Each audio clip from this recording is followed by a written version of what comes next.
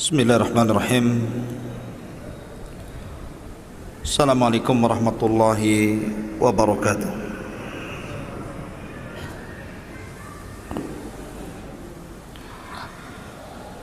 Alhamdulillah, salatu wassalamu ala rasulillah wa ala alihi wa sahbihi wa mawalah, wala hawla wala quwata illa billahi wa ba'du. Qala Allahu azza wa jalla, ya ayyuhalladzina amanu taqullaha haqqa tuqatih wa la tamutunna illa wa antum muslimun. Fa in asdaqal hadithi kitabullah wa khairal huda huda Muhammadin sallallahu alaihi wasallam wa syarrul umuri muhdatsatuha wa kullu muhdatsatin bid'ah wa kullu bid'atin dhalalah wa kullu dhalalatin finnar. Ma'asyiral muslimin yang dimuliakan Allah Subhanahu wa taala, alhamdulillah pada malam hari ini kita bisa kembali berkumpul di Masjid Muhajirin, di Masjid Al-Khair. Insyaallah pada malam hari ini kita akan membahas satu tema sejarah. Kita akan berkisah satu sosok yang sangat fenomenal. Dia berkuasa 2 tahun 5 bulan dan 10 hari. 2 tahun 5 bulan dan 5 hari, afwan. Tetapi walaupun singkat menjadi khalifah, di zamannya berhasil menegakkan keadilan.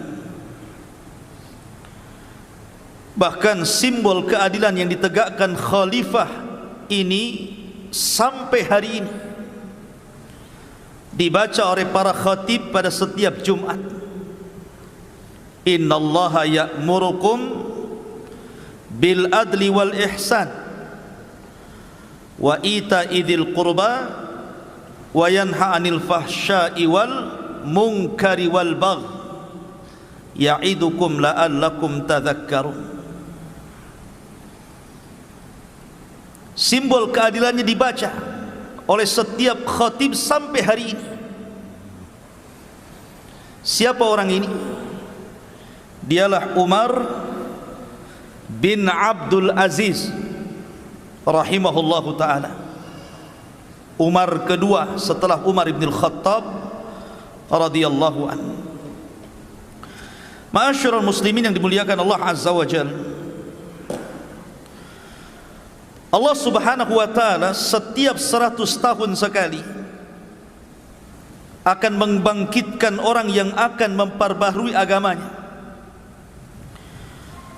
Dan 100 tahun pertama, kata para ulama, Allah bangkitkan Umar bin Abdul Aziz, dan 100 tahun kedua Allah bangkitkan Muhammad ibn Idris, atau dikenal dengan Imam Syafi'i rahimahullahu ta'ala.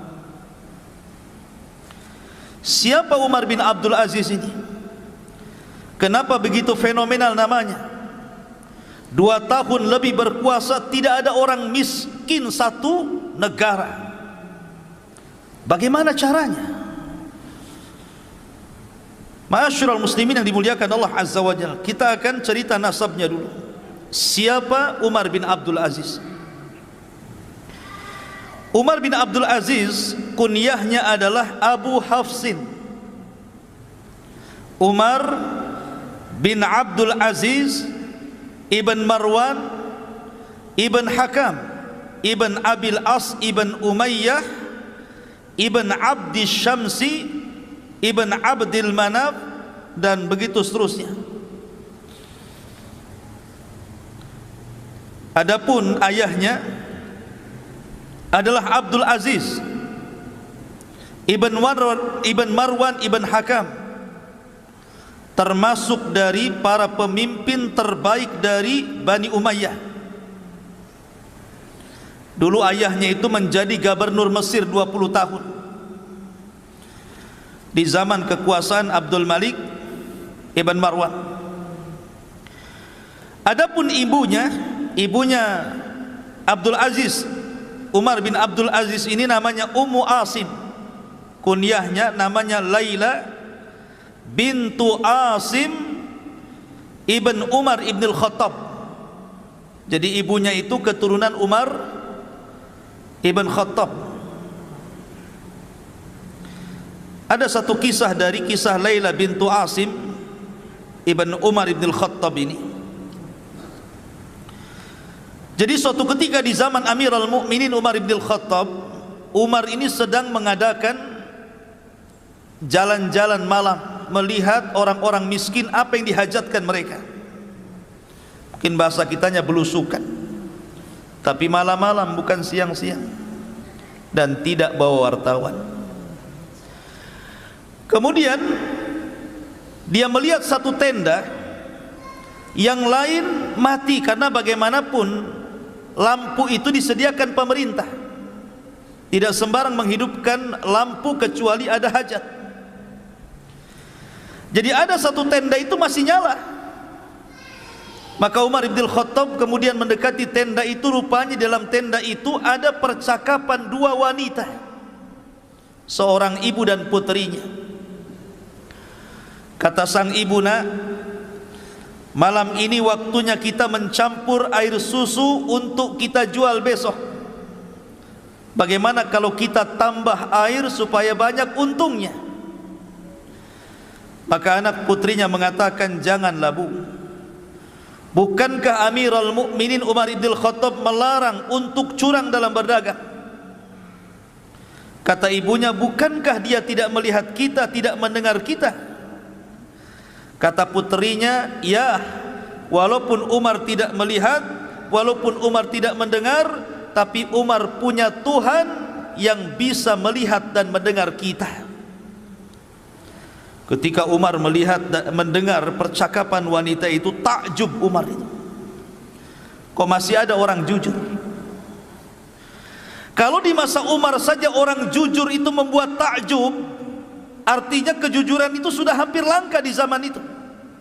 Apalagi di zaman sekarang, cari orang jujur itu ya subhanallah susah. Di zaman itu saya susah cari orang jujur, lagi di zaman sekarang ya. Maka Umar pun tertarik dengan gadis itu.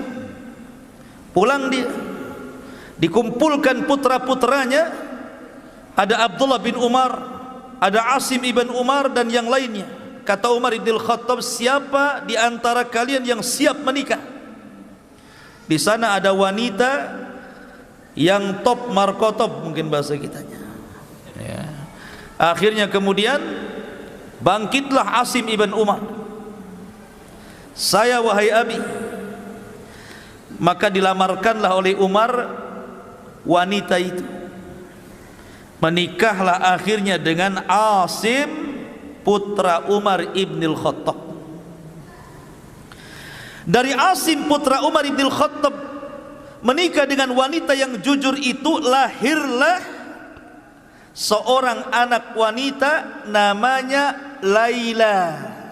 Laila inilah ibunda daripada Umar bin Abdul Aziz. Laila putri Asim ini menikah dengan Abdul Aziz. Maka dari pernikahan ini lahir Umar bin Abdul Aziz. Bahkan Umar bin Khattab radhiyallahu anhu suatu ketika pernah bermimpi.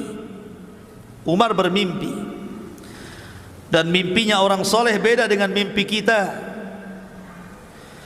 Jadi dalam bermimpinya itu Umar melihat bahwa ada dari keturunannya yang luka, sebagian yang luka dalam wajahnya. Ciri-cirinya itu ada luka dalam wajahnya. Kemudian dia melihat dalam mimpinya bahwa di antara cucu cicitnya yang nanti ini, yang ada tanda di wajahnya karena luka itu, akan menjadi khalifah, menegakkan keadilan ketika menyebarnya kezaliman. Itu sudah dimimpikan oleh Umar bin Khattab itu. Di antara cucu cicitnya itu nanti akan ada yang akan menegakkan keadilan di tengah-tengah kezaliman merajalela, dan cirinya ada luka di wajahnya, sujah. Jadi Umar bin Abdul Aziz ini sudah dimimpikan oleh Umar bin Khattab radhiyallahu anhu. Ma'asyiral muslimin yang dimuliakan Allah Azza wa Jalla, Umar bin Abdul Aziz dia adalah seorang yang di masa kecil suka dengan ilmu. Jadi Umar bin Abdul Aziz itu dia suka dengan ulama, karena dia masih berjumpa dengan para sahabat Rasul dan para tabi'in, kibarut tabi'in seperti Sa'id ibn Musayyib dan sahabat-sahabat yang lainnya, karena memang pamannya juga sahabat, Abdullah bin Umar. Jadi suatu ketika dia ngomong sama ibunya, Umar bin Abdul Aziz kecil ini, apa kata dia? Dia mengatakan kepada ibunya, saya ingin seperti pamanku. Dia ngomong sama ibunya, Bu, saya ingin seperti pamanku. Ana uhibbu an akuna mithla khali. Saya ingin seperti pamanku. Maksudnya siapa pamannya? Abdullah bin Umar. Dan Abdullah bin Umar itu seorang yang faqih, ulamanya sahabat. Kata ibunya mengatakan, ndak usahlah, kamu ndak mungkin kayak dia, katanya. Jadi ibunya sudah ini dulu, ciut dulu, ndak mungkin kamu kayak dia itu. Harusnya kan tidak seperti itu ya. Kalau ahli-ahli pendidikan kan, kalau ada anak menginginkan sebuah kebaikan harusnya didorong kan. Kata ibunya, ndak usahlah, kok nggak mungkin kayak dia, katanya. Tapi dengan berjalannya waktu, ketika ayahnya Abdul Aziz kemudian di zaman Abdul Malik ibn Marwan itu diangkat menjadi gubernur Mesir, maka seluruh keluarganya diboyong ke Mesir. Tapi ketika itu Abdullah bin Umar meminta agar Umar bin Abdul Aziz kecil itu jangan dibawa, biar dia sama saya, katanya.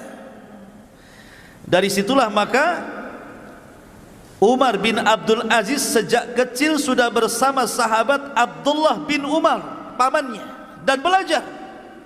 Bahkan sudah hafal Quran sebelum balik, dan dicintakan dengan ilmu dan ulama. Makanya kemudian Umar bin Abdul Aziz ini tumbuh menjadi seorang ulama besar, bahkan dimasukkan dalam deretan fuqaha tabi'in, ahli fikihnya para tabi'in. Umar bin Abdul Aziz ini luar biasa. Ma'asyiral muslimin yang dimuliakan Allah Azza wa Jalla, di antaranya adalah bagaimana talabatul ilminya Umar bin Abdul Aziz ini dijelaskan. Di antara guru-guru beliau adalah dari kalangan tabi'in seperti Sa'id ibn Musayyib. Sa'id ibn Musayyib ini yang menikah dengan salah satu putri Abu Hurairah, dan dia menjadi pemimpin para tabi'in. Kemudian juga dia belajar kepada Ubaidillah ibn Abdullah ibn Utbah ibn Mas'ud radhiyallahu an, dan juga banyak kalangan sahabat dan para tabi'in yang diambil ilmunya, sehingga lambat laun akhirnya Umar bin Abdul Aziz menjadi ulama besar. Bahkan dikatakan di antara guru-gurunya 30 lebih dari kalangan para sahabat Nabi sallallahu alaihi wasallam dan 25 dari kalangan para tabi'in. Jadi banyak guru-gurunya, dan dia menjadi ulama besar di zamannya. Taib, saya tidak akan memperpanjang tentang nasab beliau. Saya ingin langsung kepada inti apa yang kita bicarakan pada malam hari ini, kisah pilu dari Umar bin Abdul Aziz dibunuh oleh seorang budak dan ditangisi para fuqara wal masakin. Itu temanya. Sebab kalau kita ambil semua kisah beliau tidak cukup, mungkin 5 atau 6 pertemuan, terlampau banyak. Kisah beliau ini banyak dicatat para ulama karena menakjubkan kisahnya. Ma'asyiral muslimin yang dimuliakan Allah Azza wa Jalla, di antaranya adalah salah satu penggalan kisahnya adalah ketika Umar bin Abdul Aziz menjadi khalifah. Nanti bagaimana menjadi khalifah nanti saya akan ceritakan satu penggalan kisah dulu. Ketika Umar bin Abdul Aziz ini menjadi Amirul Mukminin, Umar bin Abdul Aziz ini, maka dia berhasil mengumpulkan harta zakat yang melimpah luar biasa. Semua keluarga kerajaan harus bayar zakat. Semua orang kaya harus bayar zakat. Semua yang punya tanggungan hutang harus dibayar. Sehingga Umar bin Abdul Aziz berhasil menerapkan sistem zakat dalam satu tatanan negara, dan itu diterapkan betul dengan hukuman. Akhirnya banyak orang-orang kaya, para pejabat, para pemimpin, akhirnya mereka menyerahkan harta-harta zakat mereka dan dikumpulkan di Baitul Mal. Kemudian ketika itu Umar bin Abdul Aziz memanggil para karyawannya, pengepul-pengepul zakat itu, dan mengatakan, anfiquha 'alal fuqara, ambil harta di Baitul Mal, infakkan, cari orang fakir, kasih zakat mereka. Jangan ada satupun orang yang fakir yang tidak kebagian zakat. Cari orang fakir miskin dimanapun berada, kasih zakatnya. Maka bergeraklah pasukan amil zakat ini mencari orang-orang fakir dan miskin, sehingga tidak ada satupun fakir dan miskin kecuali mendapatkan sedekah dan zakat dari Baitul Mal. Anehnya hartanya masih ada, tidak habis. Kemudian dilaporkan kepada Umar bin Abdul Aziz, harta masih melimpah wahai Amirul Mukminin. Kemudian Umar bin Abdul Aziz ngomong gitu, kalau begitu jahizu bihal juyush, kalau begitu hartanya yang sisa itu berikan untuk mencukupi para tentara, ya. Sejahterakan para tentara biar layak dengan gaji yang mereka dapati. Akhirnya kemudian harta itu dikeluarkan lagi, kemudian dibagi-bagi bagi para tentara. Rupanya harta itu masih banyak. Kemudian mereka mengatakan, ya Amirul Mukminin, juyusul Islam tajubud dunya. Wahai Amirul Mukminin, para tentara-tentara Islam mereka sudah kaya semua.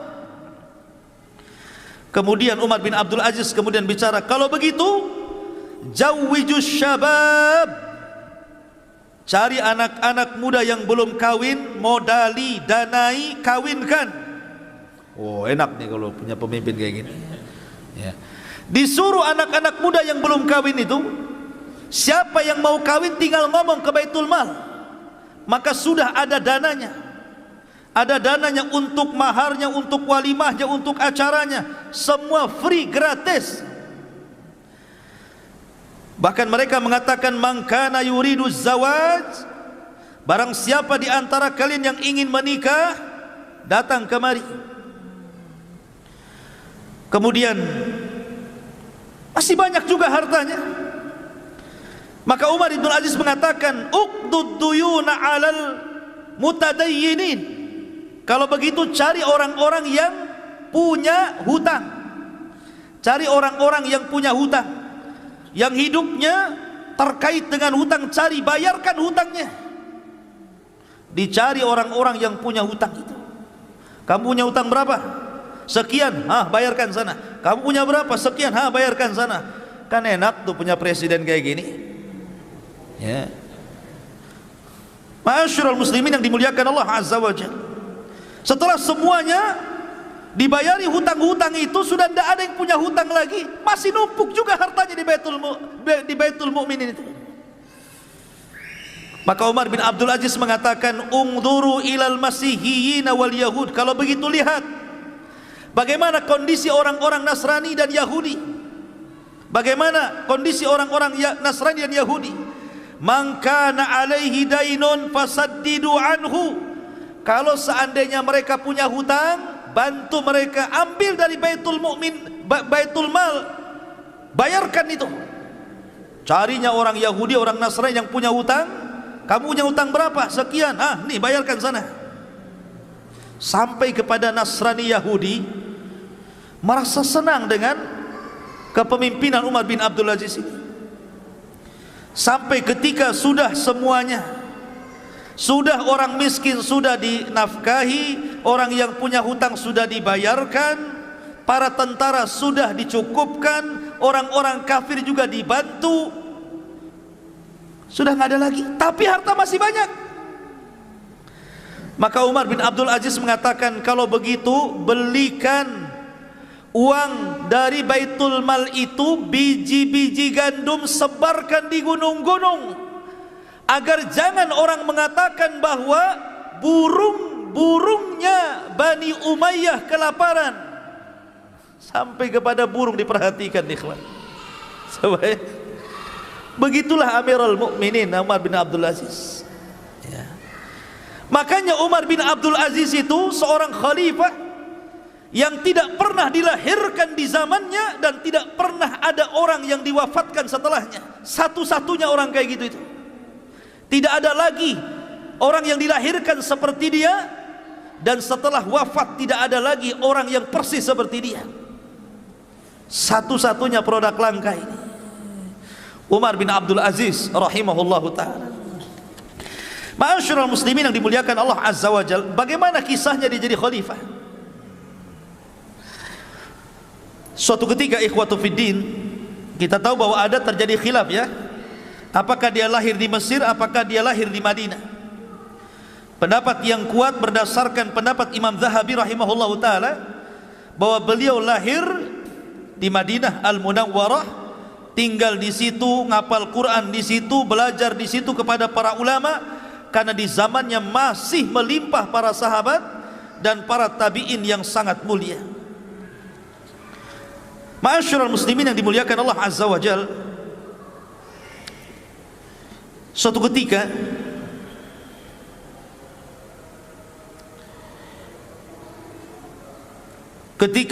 meninggal salah satu khalifah di zamannya Abdul Malik ibn Marwan. Ketika itu kita tahu bahwa Khalifah Abdul Malik ibn Marwan itu sangat menyukai Umar bin Abdul Aziz. Khalifah Abdul Malik ibn Marwan itu suka dengan Umar bin Abdul Aziz karena memang paham agama, seorang ulama, walaupun masih budak tapi banyak ilmunya. Akhirnya kemudian dia pun diangkat untuk menjadi salah satu gubernur di daerah yang masih kecil, ya, di daerah yang masih kecil dijadikan gubernur di situ. Lah terkadang ikhwatu fillah muliakan Allah Azza wa Jalla, dia selalu mengirim surat kepada khalifah, yang inti surat itu selalu mengingatkan khalifah. Di antaranya adalah amma ba'du inna qara'in wa kullukum mas'ul an ra'iyatih, Allahu la ilaha illahu la yajma'annakum ila yaumil qiyamati la raiba fih wa man asdaqu minallahi haditha. Isi suratnya, sesungguhnya engkau pemimpin wahai khalifah, dan engkau akan dimintai pertanggungjawabannya di hadapan Allah. Allah tidak ada sesembahan yang berhak disembah kecuali Dia. Sungguh Allah akan mengumpulkan kalian pada hari kiamat yang tidak ada keraguan di dalamnya, dan tidak ada yang lebih benar ucapannya melebihi Allah Subhanahu wa ta'ala. Begitulah nasihat-nasihat yang dilontarkan oleh Umar bin Abdul Aziz kepada Khalifah Abdul Malik ibn Marwan di masa dia menjadi gubernur, sampai akhirnya meninggal dunia Khalifah Abdul Malik ibn Marwan, kemudian diganti oleh anaknya namanya Al-Walid ibn Abdul Malik ibn Marwan. Lah Al-Walid ibn Abdul Malik ibn Marwan ini akhirnya memindahkan Khalifah Umar bin Abdul Aziz yang tadinya di Damaskus, di kota kecil, disuruh pulang ke Madinah untuk menjadi gubernur di Madinah. Tapi ketika itu dia meminta syarat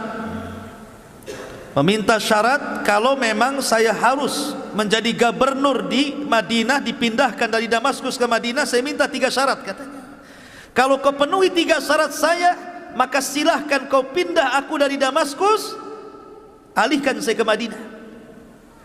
Yang pertama syaratnya, an ya'mala fin nasi bil haqqi wal adli wa la yadlim ahada, agar bisa melakukan atau menegakkan kebenaran, keadilan dan tidak mendolimi siapapun. Lihat, syarat pertama. Kemudian wala yajuz ala ahadin fi akhdhi ma 'ala an-nasi min huquqin li baitil mal. Tidak boleh seseorang mengambil hak-hak orang lain kecuali memang dia punya hak yang diberi dari baitul mal, dari badan zakat. Yang kedua, agar senantiasa diberikan waktu dia bisa haji. Jadi saya jadi khalifah di Madinah, tapi saya juga harus haji ke Mekah. Jangan jadi khalifah ketika haji sibuk saya waktu haji tolong saya kasih cuti biar saya bisa haji. Kemudian yang ketiga, agar khalifah membolehkan dia mengeluarkan dana untuk para ulama, menggaji para ulama, karena dia memuliakan para ulama masalahnya kan. Kalau seandainya dipenuhi, saya siap menjadi khalifah katanya, menjadi gubernur di Madinah. Akhirnya Khalifah Al-Walid ibn Abdul Malik kemudian menyetujui, dipindahlah Umar bin Abdul Aziz dari Suriah ke mana? Ke Madinah. Rupanya ikhwatu fiddin, di Madinah ini dia sangat dicintai para ulama, sangat dicintai masyarakatnya, sehingga akhirnya kekuasaannya melebar sampai ke Hijaz. Hijaz itu Mekah, Madinah dan sekitarnya gitu. Yang tadinya Madinah saja akhirnya melebar. Maka dia menguasai, menjadi gubernur Hijaz.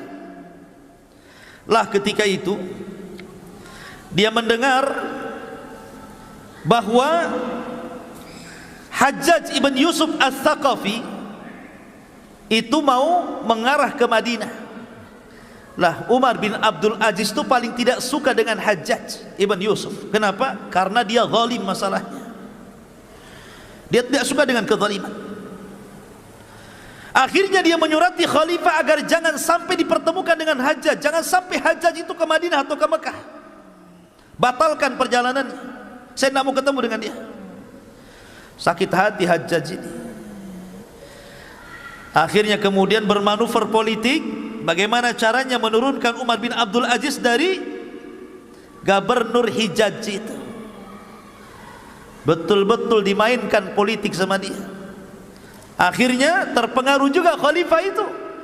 Kemudian dicopotlah Umar bin Abdul Aziz menjadi gubernur Hijaz. Setelah dicopot menjadi gubernur oleh Al-Walid ibn Abdul Malik, ditarik ke Damaskus untuk menjadi penasehat raja.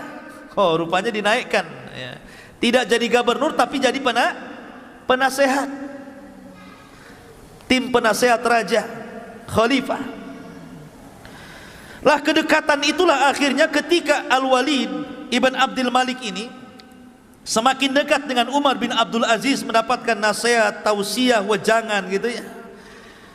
Akhirnya kemudian dia pun banyak terpengaruh dengan Umar bin Abdul Aziz, sampai akhirnya Allah takdirkan Al-Walid ibn Abdul Malik meninggal.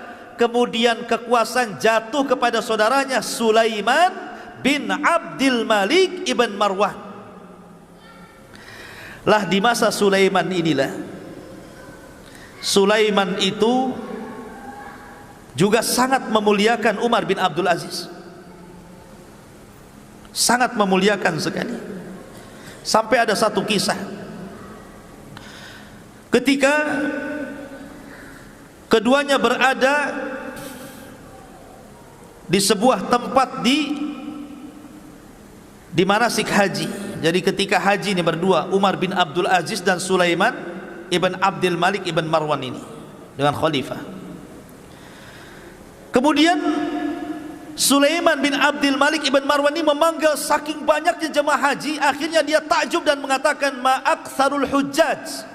Wahai Umar, maksudnya Umar bin Abdul Aziz, kau tidak lihat betapa banyak orang-orang yang haji itu ya, ribuan jumlahnya. Tetapi Umar bin Abdul Aziz mengatakan,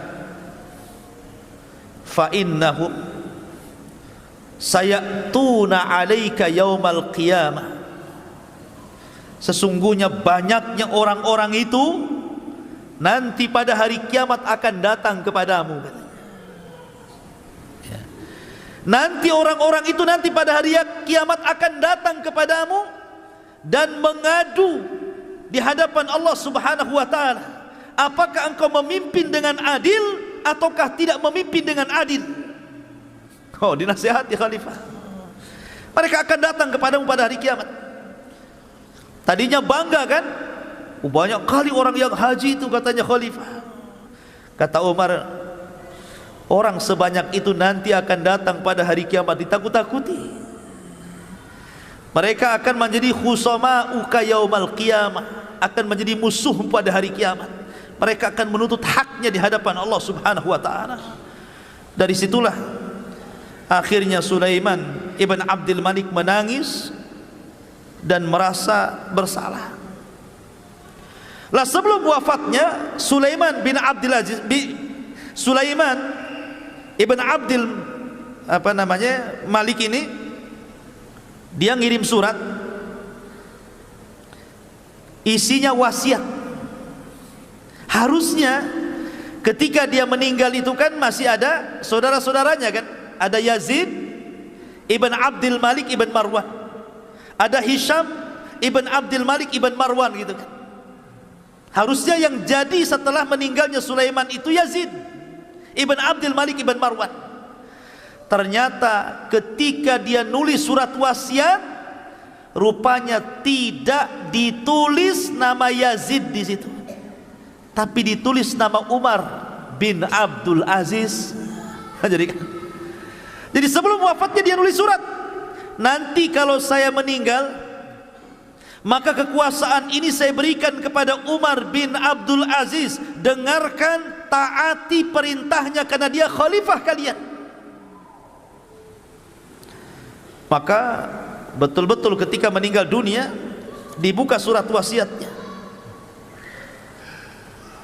Aku sudah mewasiatkan kepada orang setelahku yang pantas menjadi khalifah, dialah Umar bin Abdul Aziz, maka dengarkan dan taati perintahnya. Jadi justru saudara-saudaranya tidak menjadi, harusnya kan saudaranya tuh, ini kenapa orang lain? Karena Sulaiman bin Abdul Malik ibn Marwan tahu karakter-karakter saudaranya kan. Nih kalau saudaranya jadi raja masalah nih. Makanya kemudian dia takut di hadapan Allah, dipilihnya Umar bin Abdul Aziz menggantikan Sulaiman putra daripada Abdul Malik ibn Marwan. Coba anak-anak ya, jangan ribut ya.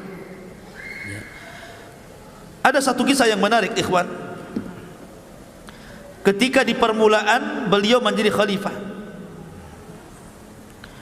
ketika dia mendengar bahwa telah datang wasiat dari Sulaiman bin Abdul Malik ibn Marwan bahwa ketika dia meninggal Umar bin Abdul Aziz harus jadi khalifah, dia tidak pernah keluar dari masjid. Tidak pernah keluar dari masjid ya. Dia ketakutan dengan wasiat itu, sehingga kemudian dia pun menolak untuk dibaiat. Dia menolak untuk dibaiat sampai-sampai setelah kemudian dia mendapatkan kabar, apa kata beliau di hadapan manusia ini ketika dia mendapatkan kabar bahwa dia sudah diwasiati untuk menjadi khalifah sepeninggal Sulaiman. Dia pun mengatakan,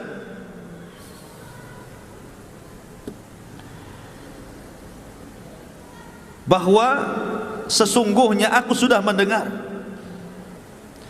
bahwa khalifah sudah memberikan amanah kepadaku agar aku menggantikan posisinya menjadi khalifah kaum muslimin.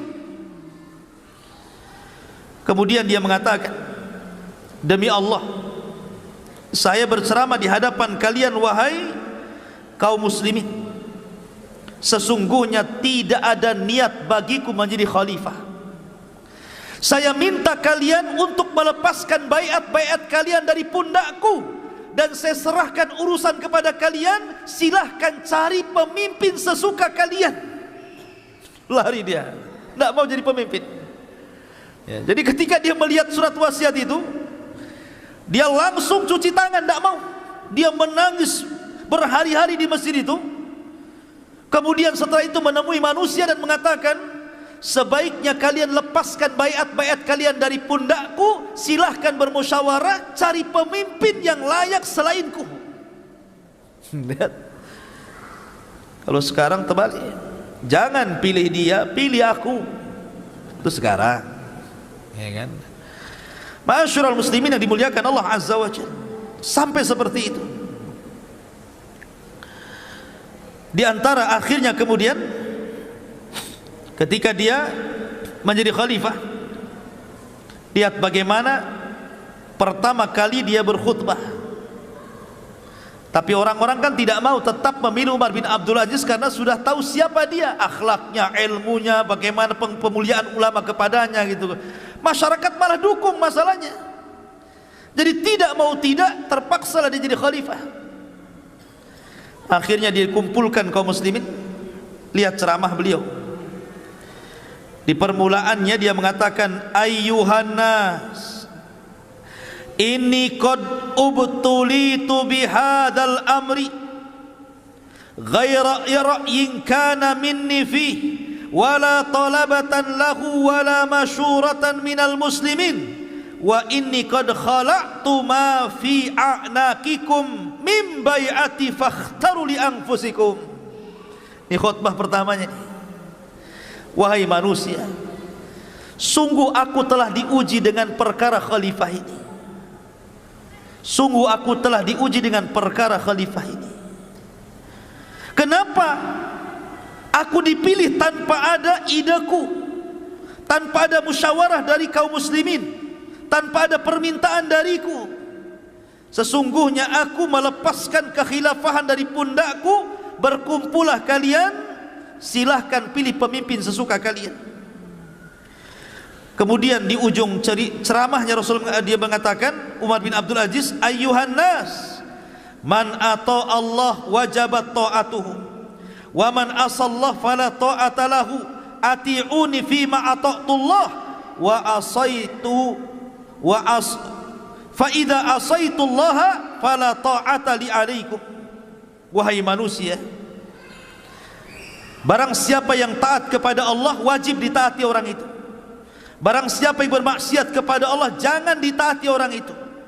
Maka taatilah kepadaku. Jikalau aku berada di atas ketaatan kepada Allah, maka jangan pernah kalian taat kepadaku jikalau aku bermaksiat kepada Allah subhanahu wa ta'ala. Lihat, memang betul-betul khulafaur rasyidin ikhwan menegakkan syariat Islam ala minhajin nubuwah. Umar bin Abdul Aziz, makanya ada sebagian para ulama, Umar bin Abdul Aziz itu adalah Imam Mahdi yang ditunggu-tunggu.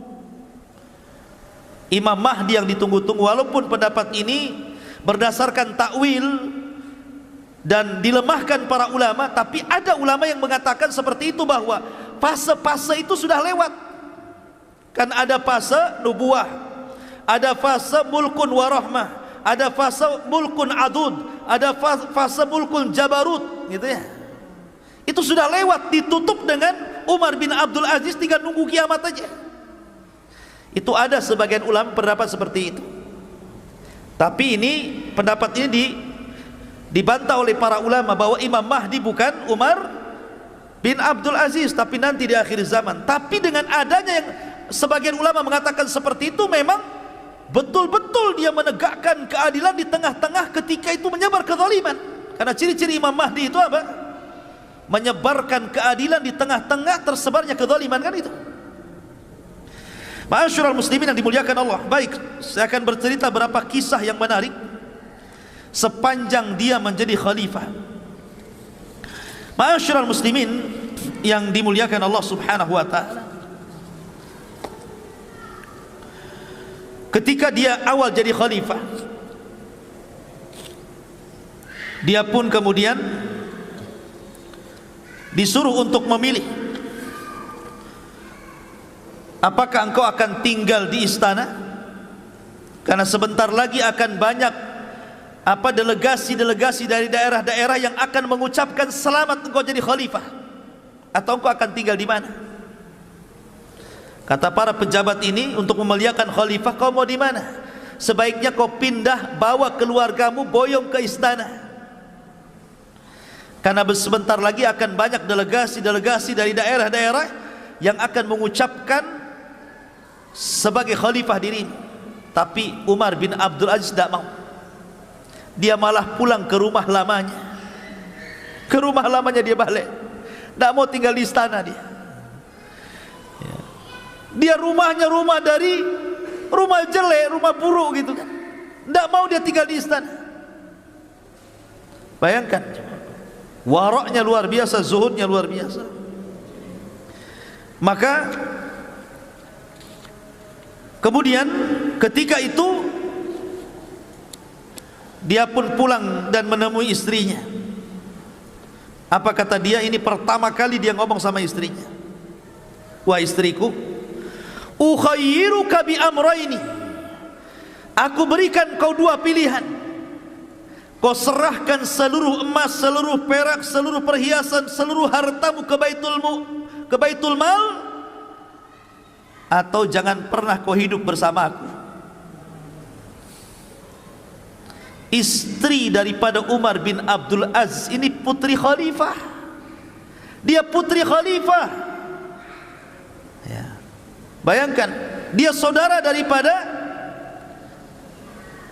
orang-orang yang akan jadi khalifah, Al-Walid, Sulaiman, Yazid, itu saudara-saudaranya. Dan dia anak satu-satunya perempuan, anak khalifah yang dinikahi Umar bin Abdul Aziz. Tentu namanya anak khalifah kan kaya raya, banyak emas, banyak apa-apa kan.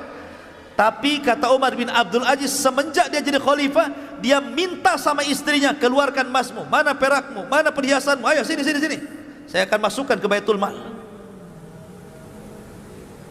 Kata istrinya, wahai suamiku, bukankah kerajaan ini milik bapakku, katanya, milik Abdul Malik ibn Marwan. Bukankah kerajaan ini milik bapakku? Kata Umar bin Abdul Aziz, man qala laki hadha, siapa yang ngomong ini milik bapakmu, katanya. Kerajaan ini bukan milik bapakmu, tapi kerajaan ini milik manusia, milik masyarakat. Bukan gitu. Subhanallah. Akhirnya ya dia milih suaminya, hartanya habis, diambili semua, dimasukkan ke Baitul Mal, sehingga tidak tersisa kecuali hanya pakaian beberapa helai yang sudah buruk.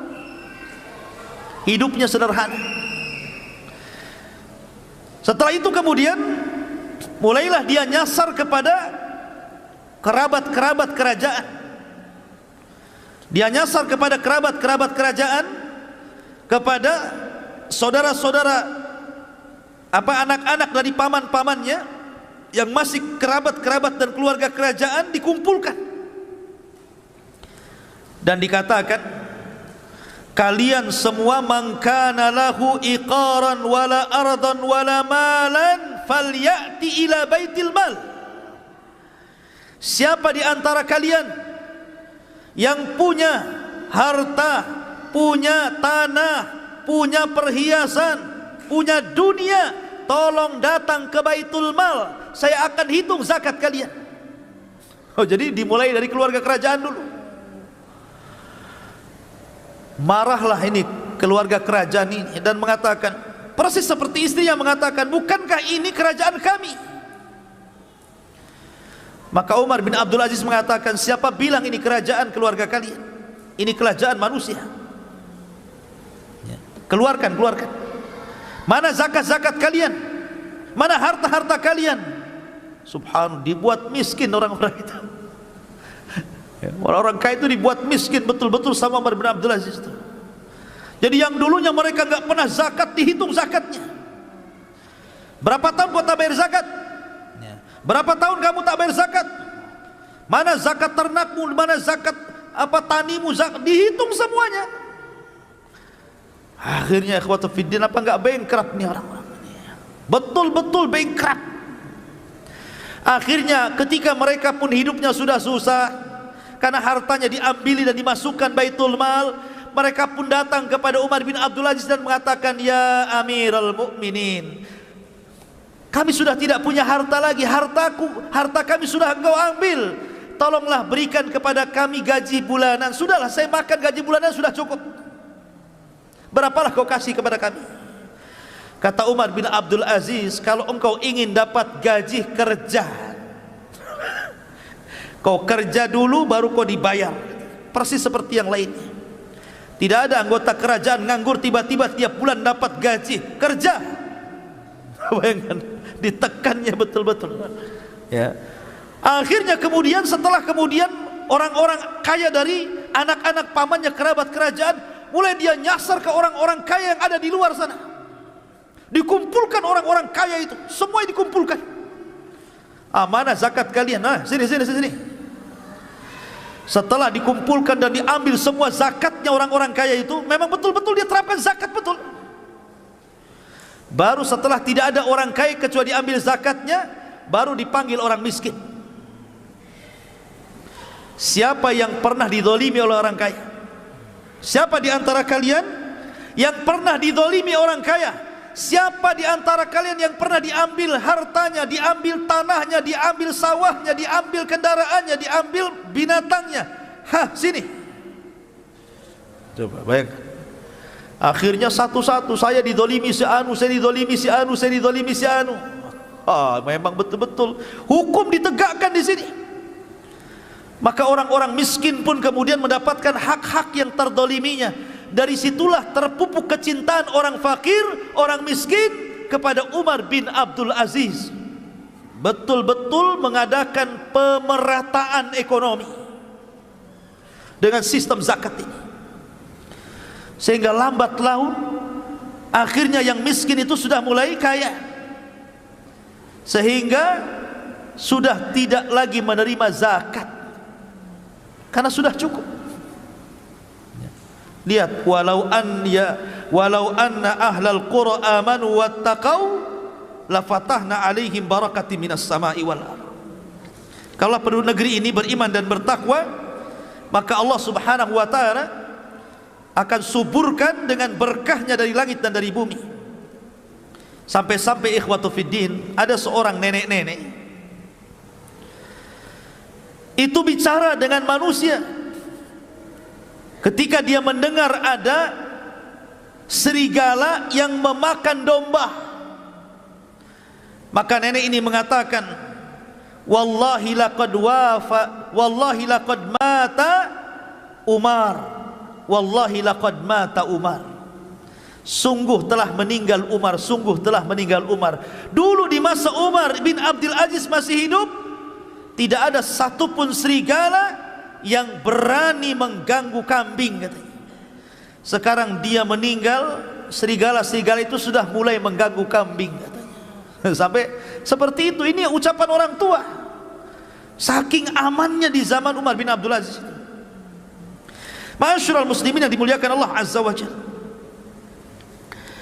Bahkan dikisahkan bahwa Umar bin Abdul Aziz itu baik sarapannya, makan siangnya, makan malamnya itu hanya makan adas. Tahu adas? Bawang. Hanya makan bawang saja dia itu kerjanya, roti sama bawang. Dia tidak pernah makan daging, makan ini, makan itu, karena sudah tidak sanggup membeli. Bukan tidak sanggup membeli juga, karena dia memang hidupnya sederhana, wara' zuhud, dan dia adalah seorang yang memberikan contoh kepada masyarakat. Jadi hari-hari itu makannya bawang saja, roti bawang, roti bawang. Sampai-sampai yang bosan itu pembantunya, karena hari-hari makan bawang. Datanglah pembantunya kepada istrinya Umar bin Abdul Aziz, Fatimah, dan mengatakan, ya Fatimah, laqad malaltu min aklil adas. Wahai Fatimah, aku tidak bosan makan bawang itu, yang lain lah katanya, si makan bawang aja, ya kan? Maka Fatimah mengatakan, ittaqillah, inna hadza ta'amu maulak. Umar bin Abdul Aziz, bertakwalah kau kepada Allah, sesungguhnya adas itu makanan pemimpinmu Umar bin Abdul Aziz, makanan tuanmu itu, jangan kau celah. Coba, jadi pembantunya yang bosan, tapi Umar bin Abdul Aziz tidak bosan. Lihat warok zuhudnya itu. Ma'asyiral muslimin yang dimuliakan Allah Azza wa Jalla. Bahkan suatu ketika Umar bin Abdul Aziz ini malam-malam masuk masjid. Malam-malam masuk masjid. Namanya masjidnya gelap, tidak ada orang, tidak tahu kalau di masjid itu ada orang tidur. Kemudian kesepak kakinya sama Umar bin Abdul Aziz, marah, ya, dan mengatakan, ya Majnun, ya Majnun, katanya. Dibilang gila. Hei orang gila, kenapa kau sepak kaki, katanya. Dibilang, ini pengawal Umar bin Abdul Aziz sudah emosi dia. Gimana coba khalifah dibilang Majnun? Dalam riwayat khimar, ya himar, wahai keledai, katanya. Lebih kasar lagi. Kata penjaganya ini, biarkan saya tangkap orang itu. Kata Umar bin Abdul Aziz, kan malam-malam, diam. Dia hanya tanya, apakah saya gila? Maka ku jawab, lastu majnunan, saya enggak gila. Apa salahnya, katanya. Pergi-pergi. Bagaimana akhlaknya? Ini pengawal ini sudah marah gitu, ya. Masa kemudian khalifah dibilang Majnun? Tapi Umar ingin meredakan suasana dan mengatakan, dia itu tidak mengatakan saya gila. Dia tanya, apakah saya gila? Saya jawab, saya tidak gila. Kita pergi. Seperti itu akhlak dia. Kalau sekarang di medsos antum menghina presiden, pencemaran nama baik, tangkap besok, ya. Ma'asyiral muslimin yang dimuliakan Allah Azza wa Jalla, ya. Akhlak luar biasa. Bahkan Umar bin Abdul Aziz mengumpulkan wuzara dan umara. Jadi masing-masing gubernur dari daerah-daerah mana saja itu disuruh datang ke ibu kota, mengadakan rapat besar-besaran. Setelah mereka duduk di kursi, mulailah Umar bin Abdul Aziz mengatakan, saddidu duyunan nas, kullu man kana lahu dainun sadadna, at'imul fuqara. Maka Umar bin Abdul Aziz mengatakan, kalian harus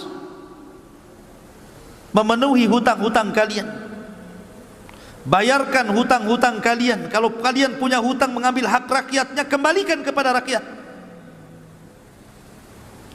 Kemudian jangan lupa orang-orang fakir, jangan lupa dengan orang-orang fakir. Begitulah Umar bin Khattab menasihati para gubernur, selalu diingatkan dengan fuqara, fuqara dan fuqara, ya. Kasih makan orang miskin, orang miskin, orang miskin, itu diingatkan terus. Subhanallah.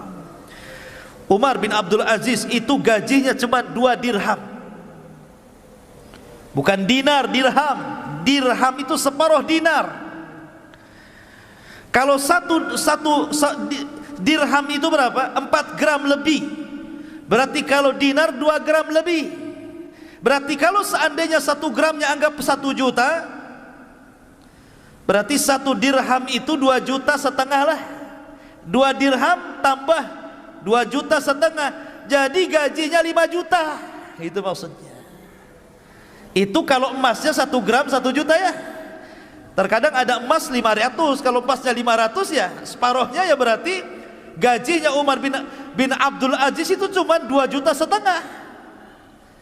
Masih besar gajinya ini ya, guru-guru PNS. Coba bayangkan, gajinya 2 dirham, 2 dinar afan. Sampai suatu ketika Umar bin Abdul Aziz ini dia lewat pasar. Kemudian di pasar itu dia melihat ada inab. Inab itu ada anggur. Dia suka pengen makan anggur itu. Pengen makan anggur dia. Dimasukkannya ini. Gak ada duit. Khalifah gak ada duit di koceknya Iwan. Pulang dia. Dia temui Fatimah istrinya. Dan dia mengatakan, halaki dirhamun. Ya Fatimah, apakah engkau punya uang 1 dirham wahai Fatimah? Apakah engkau punya uang 1 dirham wahai Fatimah? Maka kemudian Fatimah mengatakan, walima ya Umar, untuk apa wahai Umar? Kata Umar ibn Abdul Aziz mengatakan, laqad marartu ala suq fara'aitu inaban fastahaitu. Aku tadi lewat di pasar, rupanya aku melihat ada inab, ada anggur, aku pengen membelinya tapi tak ada duit. Kemudian Fatimah mengatakan, ya Umar, anta amiral mu'minin wa la yujad fi baitika dirhamun wahid. Kata Fatimah, wahai Umar, engkau suamiku, engkau ini pemimpin kaum muslimin, masa di rumahmu tidak ada uang 1 dirham? Masa di rumahmu tidak ada uang 1 dirham? Maka lihat jawabannya. Kata Umar bin Abdul Aziz, hadza ahwanu alayya min mu'alajati ahwali yaumul qiyamah. Dengan aku tidak punya uang 1 dirham di rumah, ini lebih ringan bagiku daripada kelak uang-uang itu akan mempertanyakan diriku pada hari kiamat. Subhanallah, lihat ya. Sampai nggak jadi beli anggur karena nggak punya uang. Padahal kalau dia ke pasar minta saja pasti dikasih. Dia Amirul Mukminin. Dia Amirul Mukminin. Dia minta anggur masa nggak dikasih?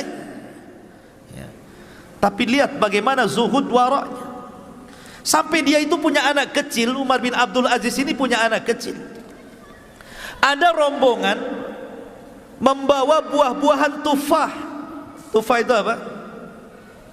Apel. Dari perkebunan apel. Datang beberapa karung gitu ya, untuk diserahkan ke Baitul Mal. Lewat pula di depan rumah Amirul Mukminin. Anak kecil nih, anaknya Amirul Mukminin Umar bin Abdul Aziz ini tidak pernah melihat tufah, tidak pernah melihat apel itu. Jadi kepengen. Coba, anak-anak orang miskin sudah biasa makan apel, ini anak Amirul Mukminin lihat apel saja aneh gitu kan. Luar biasa ini kan, susahnya ini. Jadi ketika melihat ada orang bawa rombongan bawa apel ini, anak ini lari. Kemudian mengambil, namanya anak-anak belum berakal. Karena ingin kepengennya itu apel itu, dikejarnya tufah itu. Setelah kemudian berhasil gitu, dan penjaga pun dia tahu ini anak Amirul Mukminin, tidak berani mencegah lah kan begitu. Anak khalifah udah di tangan itu 1 apel itu dan hampir dimakan. Tiba-tiba datang bapaknya Umar bin Abdul Aziz, dipegang tangannya, jangan dimakan. Ini bukan milik kita. Kemudian diserahkan lagi, ngamuk anak ini, namanya anak kecil kan, kayak diambil mainannya, pokoknya nangis.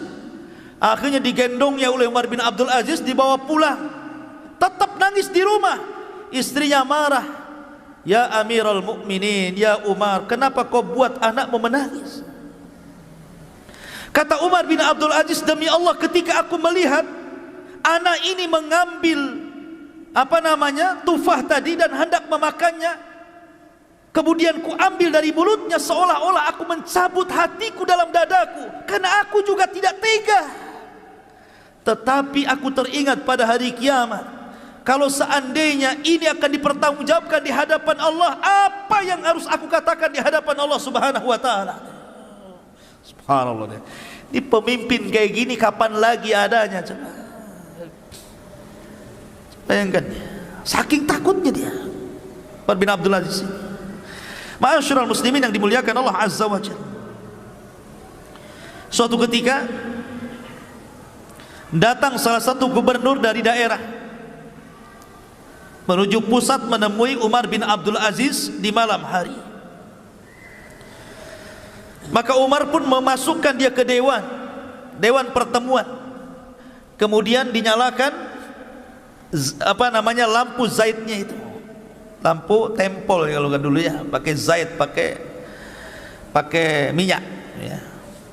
Dah mulailah Umar bin Abdul Aziz berdiskusi, bertanya, gimana soal orang miskin di daerahmu, gimana orang susah di daerahmu, bagaimana zakat, gimana sedekah, gimana kondisi masyarakatku, gimana begini, pokoknya tanyalah hal ikhwal tentang kondisi kaum muslimin yang ada di wilayah gubernur itu.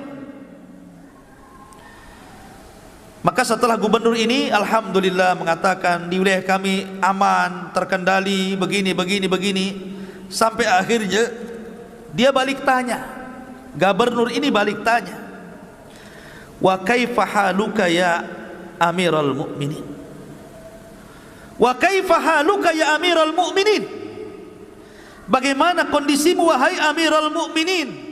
Saya lihat kau memakai baju yang sudah agak robek, agak usang.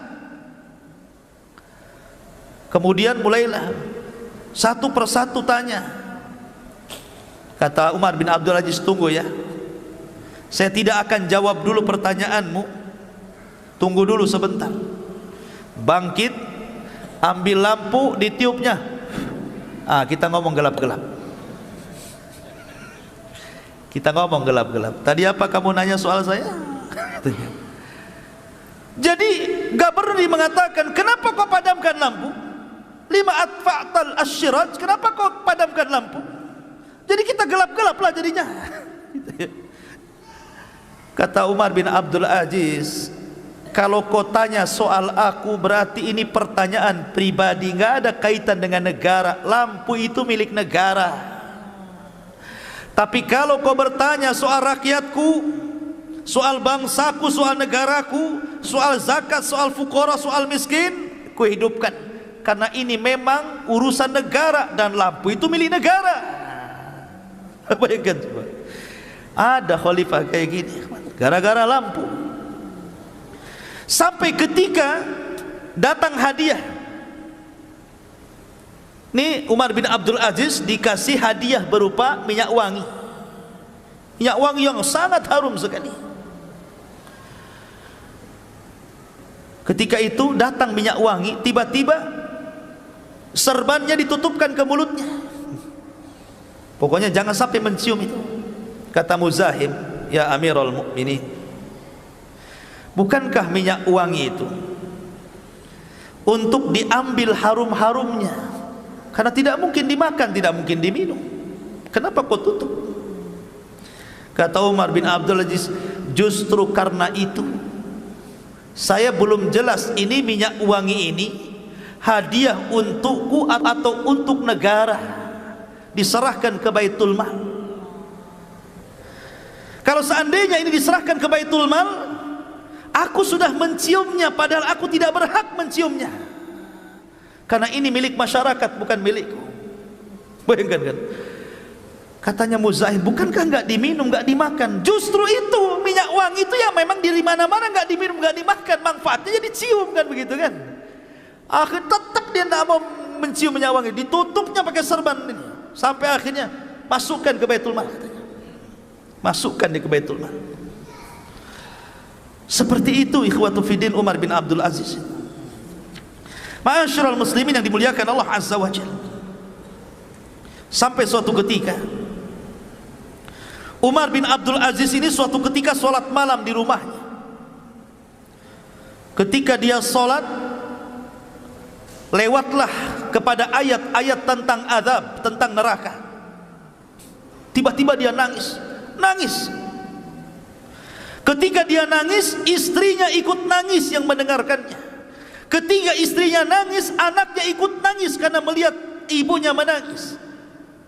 Ketika tetangganya mendengar bahwa di rumah Umar bin Abdul Aziz ada tangisan, ikut menangis dia. Kemudian tetangganya mendengar tetangga ini menangis, ikut menangis. Tetangga ini ikut menangis. Satu desa menangis karena tangisan Umar bin Abdul Aziz. Bayangkan, nular tangisannya juga. Seperti itu Umar bin Abdul Aziz pengaruhnya kepada masyarakat itu. Ya. Sampai-sampai suatu ketika dia keluar dari masjid, dia meminta kepada para sahabatnya, isbikuni, duluan bahasa kitanya, isbikuni, duluan. Sahabatnya mengatakan, walima ya Amirul Mukminin, kenapa, ada apa ini? Sudah duluan saja, saya belakangan. Akhirnya kemudian dia mengambil baglahnya, mengambil kendaraannya, himarnya, dan tidak menuju rumahnya, tapi dibelokkan menuju kuburan. Tengah malam menuju kuburan. Kemudian dia duduk di kuburan itu. Kemudian dia berbincang-bincang di kubur, memanggil-manggil orang-orang yang ada di kubur itu, dan mengatakan, ya ayyuhal mauta, madza fa'alta bin nas? Wahai orang-orang yang sudah meninggal, apa yang kau lakukan dulu kepada manusia di masa hidupmu? Kemudian yunadi, dia pun berteriak, ainal mu'azzam wa ainal muhtaqar? Aku sudah tidak bisa membedakan lagi mana kuburan orang mulia, mana kuburan orang yang dihinakan. Kemudian dia membaca ayat, ma aghna anni maliyah halaka anni sultaniyah. Duhai kiranya kekuasaan yang kubanggakan tidak ada nilainya kalau aku sudah masuk ke liang lahat. Duhai harta yang selama ini kubangga-banggakan pun, apalah gunanya kalau aku sampai masuk ke dalamnya. Begitulah renungan kuburan membuat dia menangis. Ma'asyiral muslimin yang dimuliakan Allah Azza wa Jalla. Kemudian kisah yang menarik juga. Suatu ketika datang anaknya yang perempuan itu kepada Umar bin Abdul Aziz, menangis gara-gara tidak punya pakaian. Saya kira anak antum banyak pakaiannya, sehari bisa ganti 3 kali ya. Ini anak perempuan Umar bin Abdul Aziz tidak punya pakaian kecuali satu. Dia ngomong sama bapaknya Umar bin Abdul Aziz seraya menangis, sehingga Umar mengatakan, lima tabki, kenapa anda menangis? Qalat, maka anaknya mengatakan, ya abata, inna thawbi mutazahiqan, sesungguhnya pakaianku banyak robeknya, maka belikanlah pakaian untukmu. Kata Umar bin Abdul Aziz, dia memanggil pembantunya, Muzahim, sini, kemarin saya pernah menyobek selimut. Itu bekas sobekan selimut di mana tuh? Di mana itu bekas sobekan selimut saya yang kemarin saya sobek-sobek itu? Katanya pembantunya, ada wahai Amirul Mukminin. Ah, kau ambil lagi, kau jahit, buatkan pakaian untuk anakku, katanya. Sobek, tinggal beli saja padahal kan. Disuruh kain-kain yang bekas sobek-sobek itu, disuruh dijahit, buatkan pakaian, buatkan untuk anakku, katanya. Subhanallah, sampai seperti itu. Sampai ada orang miskin datang dari jauh mendengar keadilannya Umar bin Abdul Aziz. Siapa yang meminta kepadanya tidak akan ditolak, pasti diberi dan dikasih dari Baitul Mal. Datang dia dari jauh, dia belum kebagian. Dia bertanya, mana rumahnya khalifah? Oh, di sana tuh, di sana tuh. Berangkat dia. Ketika masuk ke rumah khalifah, keluar lagi dia, nggak bawa apa-apa. Orang-orang pun bertanya, kenapa kau tidak mendapatkan apapun dari khalifah? Maka orang ini mengatakan, memang aku nggak minta. Kenapa kau nggak minta? Aku malu, kondisiku jauh lebih mulia dibandingkan dia. Orang miskin nggak jadi minta, itu loh, bayangkan. Nggak jadi minta nih orang miskin ini. Masuk rumah Umar bin Abdul Aziz, keluar lagi. Mana barang yang kau minta? Memang aku tak minta, ya tak bawa barang. Kenapa kau tak minta? Aku malu katanya. Aku masih lebih baik hidupku daripada dia. Lihat, hanya di zaman Umar bin Abdul Aziz orang miskin tak jadi minta. Gitu ya. Karena khalifahnya lebih miskin begitu ya. Seperti itulah kondisi Umar bin Abdul Aziz. Makanya wajar kalau ada sebagian mengatakan itulah Imam Mahdi sesungguhnya kan. Walaupun pendapat ini lemah.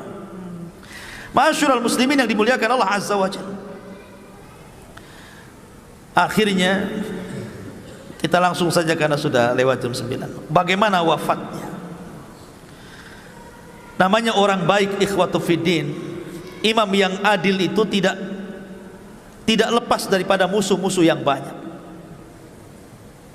Orang yang baik itu pasti banyak musuhnya. Apalagi dia seorang khalifah. Tidaklah kayu gaharu itu tercium baunya kecuali setelah dibakar. Maknanya apa? Terkadang dengan banyaknya musuh itu menunjukkan kualitas orang itu ya. Orang baik itu pasti dimusuhi orang, dan setelah meninggal baru diketahui kebaikannya. Lah, disitulah anak-anak daripada Abdul Malik ibn Marwan. Setelah Sulaiman ibn Abdul Malik kan masih ada Yazid, ada Hisham dan beberapa orang. Yazid ini enggak sabar. Sebenarnya kalau Umar bin Abdul Aziz meninggal dunia, Sulaiman bin Abdul Malik sudah mewasiatkan yang jadi khalifah sepeninggal Umar bin Abdul Aziz adalah Yazid bin Abdul Malik. Tapi Yazid ini tidak sabar, ingin jadi khalifah. Apalagi sudah sakit hati keluarganya, diambili hartanya ya, merasa dimiskinkan begitu oleh Umar bin Abdul Aziz. Makanya dia menyuruh salah satu budaknya, kau letakkan racun pada makanan Amirul Mukminin Khalifah Umar bin Abdul Aziz. Sebagai imbalannya, ku beri kau 1000 dinar. Yang kedua, kau kumerdekakan kalau berhasil. 1000 dinar, banyak 1000 dinar. Dan kau jadi orang merdeka. Pengecut dengan cara meracun. Maka betul-betul gulam ini, budak ini akhirnya berusaha untuk memasukkan racun ke makanannya, dan berhasil. Sampai Amirul Mukminin disangka kena sihir. Disangka kena sihir. Ketika ditanya, ada apa engkau wahai Amirul Mukminin, kau terbaring sudah terlalu lama. Hal anta mashur, apakah engkau terkena sihir? Maka Umar bin Abdul Aziz mengatakan, tidak. Bahkan aku telah diracun dan aku tahu siapa yang meracunku.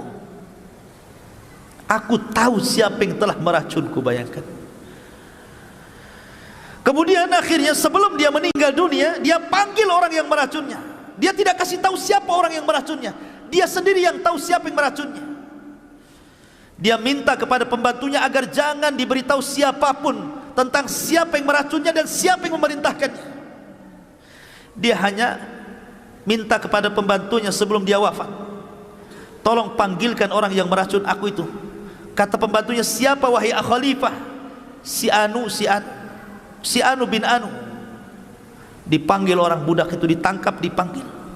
Kemudian dihadapkan di hadapan Umar bin Abdul Aziz. Kata Umar bin Abdul Aziz, ya gulam, man hamalaka ala ma fa'alta hadha?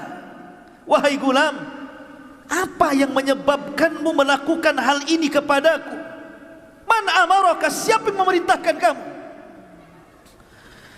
Maka gulam ini ketakutan dan mengatakan, amarani Yazid. Yazid yang telah memerintahkan aku. Yazid ibn Abdul Malik. Kemudian Umar bin Abdul Aziz mengatakan, wa bima, dengan apa kau dapat imbalan? Bi alfi dinar wa yu'tiquni, karena aku akan mendapatkan imbalan 1000 dinar dan dia berjanji akan memerdekakan aku. Maka itu Umar bin Abdul Aziz ini lagi mau mati nih. Dia mengatakan kepada pengawalnya, ambil yang 1000 dinar itu, ambil, rebut, masukkan ke Baitul Mal, masukkan ke Baitul Mal. Dan kamu yang sudah meracunku, ku maafkan kamu. Uhrub, pergi kamu. La yaraka ahad, jangan sampai siapapun melihat kamu kemudian kau akan ditangkap dan dibunuh. Kau harus pergi sekarang, sudah ku maafkan, tapi jangan dilihat orang bahwa kau yang telah meracun aku. Ini sudah ketahuan, harusnya kan ditangkap, kan diadili gitu. Tidak, dimaafkan, suruh pergi. Jangan tahu siapapun bahwa kau yang meracunku, dan jangan diberitahu bahwa Yazid yang telah meracunku. Mulianya akhlak Umar bin Abdul Aziz, ikhwan. Nufusul udhama la tataghayyar, kata para ulama. Jiwanya orang besar itu tidak pernah berubah, dari dulu pemaaf dan akan senantiasa pemaaf. Begitulah nufusul udhama. Jiwanya orang mulia itu tidak pernah berubah, mereka akan sama, ya. Ma'asyiral muslimin, sampai akhirnya ketika Umar bin Abdul Aziz betul-betul meninggal di Himsa, di Suriah sana, maka banyak orang-orang miskin yang menangis. Para fuqara menangis, anak-anak menangis seolah-olah menjadi anak-anak yatim, wanita-wanita menangis seolah-olah jadi janda, orang-orang fakir dan miskin menangis seolah-olah tidak ada lagi yang memberi makan mereka. Satu dunia menangis. Sampai-sampai Raja Rum, Raja Romawi, Malikur Rum, orang kafir, ketika mendengar meninggalnya Umar bin Abdul Aziz, apa katanya? Laqad matal yaum malikun adil la yushbihu adluhu fi wujudihi ahadun. Sungguh hari ini telah meninggal seorang raja yang sangat adil, yang tidak ada semisalnya di alam semesta ini. Ini pengakuan Malikur Rum tentang keadilan Umar bin Abdul Aziz di zamannya. Ma'asyiral muslimin yang dimuliakan Allah Azza wa Jalla. Sehingga ketika dia kemudian mengumpulkan anak-anaknya untuk tarikah harta warisan, sampai-sampai dikatakan kepada Umar bin Abdul Aziz, afala tatruk li ahlika syai'an ya Amiral Mukminin, kenapa kau tidak tinggalkan harta yang banyak untuk keluargamu wahai Amiral Mukminin sebagai warisan? Qala, dia mengatakan, in kanu salihin Allahu yatawalla salihin, jika mereka anak-anakku orang-orang saleh, maka Allah yang akan menjaga orang-orang saleh. Tidak perlu ku kasih harta, Allah yang kasih harta nanti. Dia, begitu maksudnya. Aku tidak perlu kasih harta mereka. Kalau mereka benar-benar soleh, Allah yang kasih harta mereka. Akhirnya kemudian Umar bin Abdul Aziz pun ketika sudah berkuasa 2 tahun 5 bulan 5 hari, berhasil menegakkan keadilan yang tidak pernah ditegakkan oleh khalifah Bani Umayyah maupun Bani Abbasiyah, khalifah setelahnya. Makanya sebagian para ulama ada yang memasukkan dia satu di antara khulafaur rasyidin setelah Abu Bakar, Umar,